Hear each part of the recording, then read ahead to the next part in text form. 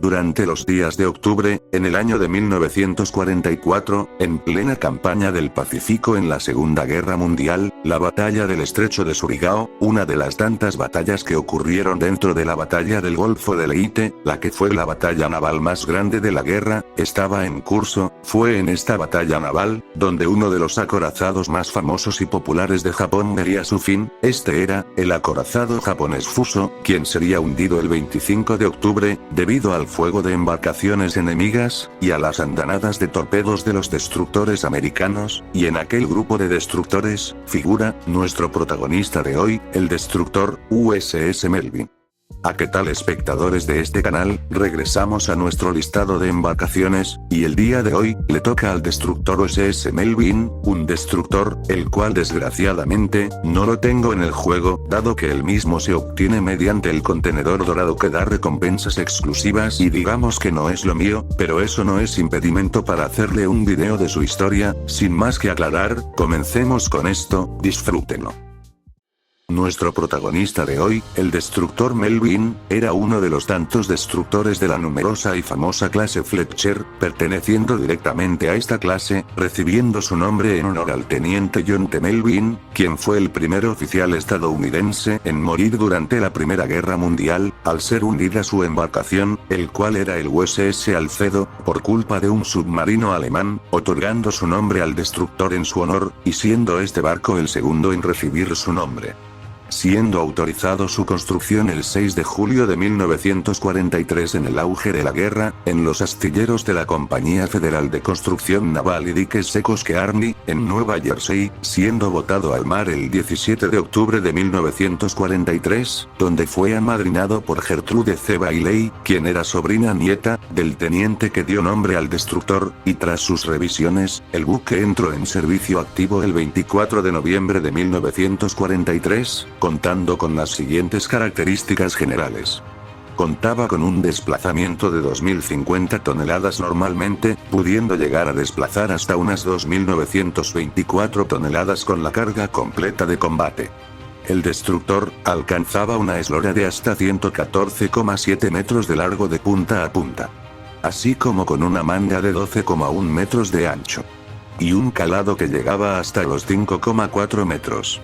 Con una propulsión compuesta por dos turbinas de vapor General Electric, que movía sus dos hélices tripalas.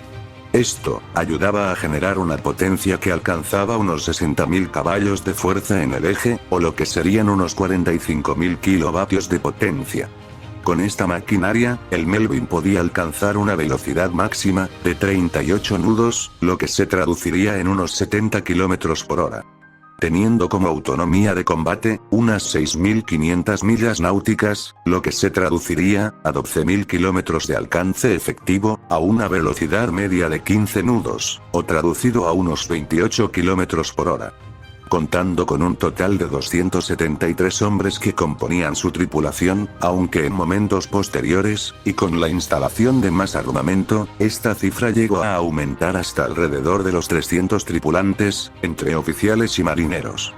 Como se aprecia, el Melvin no era muy diferente de sus más de 170 hermanos, algo que tampoco varió demasiado en su armamento a bordo, contando con lo siguiente.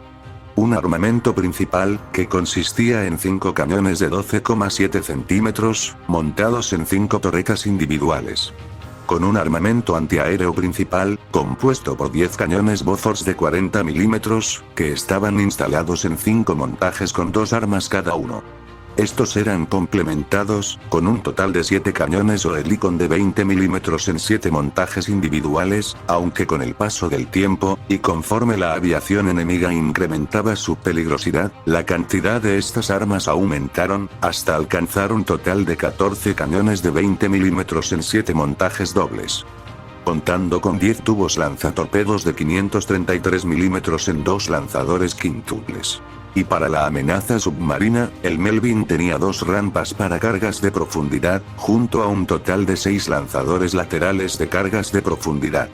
cuando nuestro protagonista fue puesto en servicio, se la pasaría la mayor parte del inicio de su carrera en entrenamientos cerca de las Islas Bermudas, hasta que cuando estos terminaron, el destructor sería enviado al Teatro de Operaciones del Pacífico en el mes de febrero, llegando a Pearl Harbor el 4 de marzo, en donde su tarea consistía en las patrullas en contra de los submarinos japoneses, así como bloquear atolones ocupados por los mismos.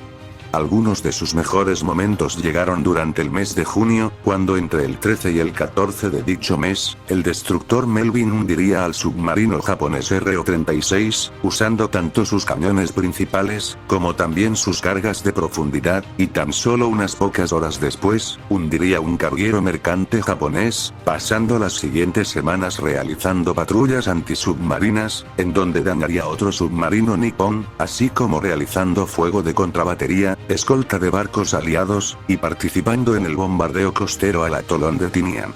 Para el mes de octubre, el destructor sería enviado hacia Filipinas, donde protegería las naves que deberían usarse en el desembarco de Gulam, y para el 20 de ese mes, el Melvin llegaría al Golfo de Leyte, en donde él mismo se la pasaría realizando patrullajes durante los días siguientes.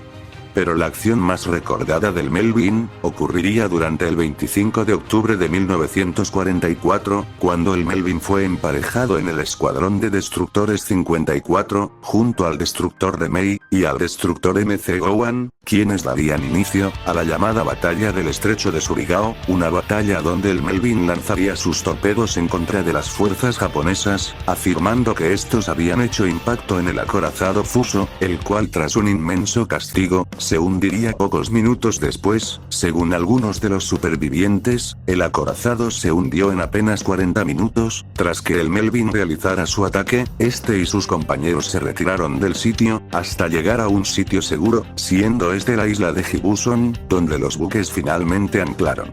Ya en 1945, el Melvin estaría envuelto en tareas de escolta de convoyes aliados, así como proporcionar iluminación durante las noches, y apoyo naval con sus camiones durante el día en los desembarcos, así como también escoltar los portaaviones que atacaban las islas continentales japonesas de Honshu y al apoyo aéreo sobre Iwo Jima, ayudando al portaaviones USS Saratoga el día 21 de febrero cuando este fue atacado por los japoneses, escoltándolo hasta en Iuetok para sus reparaciones, volviendo después a las fuerzas de los portaaviones encargados de preparar la campaña de Okinawa durante el mes de marzo.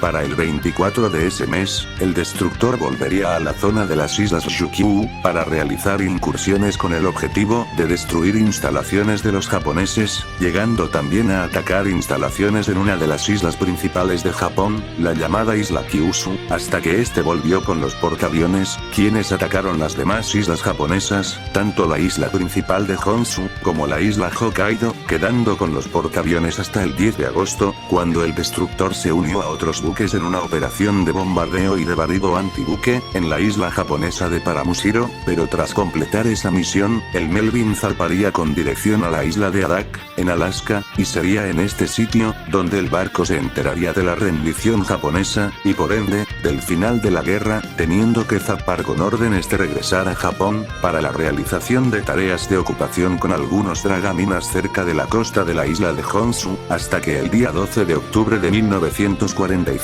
el destructor partiría hacia los Estados Unidos, donde llegaría a la ciudad de San Francisco recién el 4 de noviembre, y como era de esperar, en la ciudad de San Diego, el 31 de mayo de 1946, el buque sería dado de baja y enviado a la flota de reserva del Pacífico.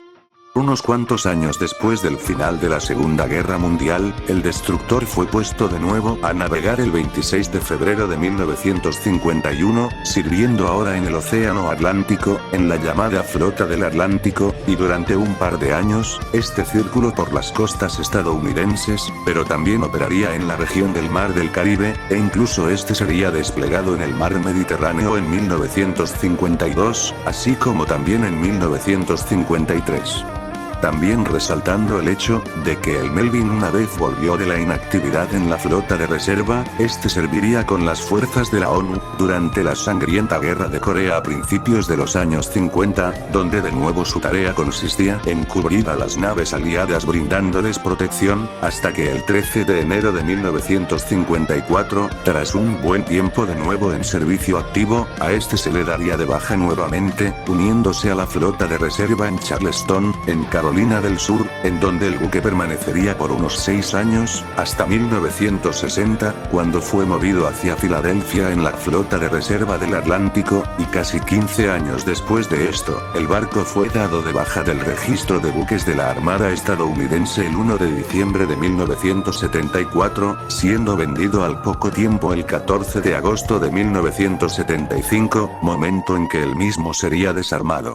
A diferencia de otros destructores, el Melvin es a mi opinión, un buque que pasa un poco desapercibido y sin mucha gloria por sobre otros que quizás hayan obtenido mejores victorias que él, o unos cuyas historias se cuentan con más regularidad, aunque aún así el USS Melvin puede no tener logros o historias increíbles como los de destructores famosos, como el Yukikaze japonés, que siempre sobrevivía a las luchas más sangrientas, el Lacey americano, que luchó ferozmente contra naves japonesas en inferioridad de condiciones, o por qué no, el destructor americano Johnston, quien es conocido como el destructor que luchó como acorazado. Creo que no hace falta mencionar por qué, pero a lo que voy, es que el Melvin cuenta con una historia muy entretenida y que me gustó en lo personal, siendo un destructor que entró en servicio cuando la guerra ya estaba a favor de los aliados en el Pacífico, pero aún así, dejó su huella en el teatro de operaciones del Pacífico, como uno de los causantes directos del hundimiento del acorazado Fuso,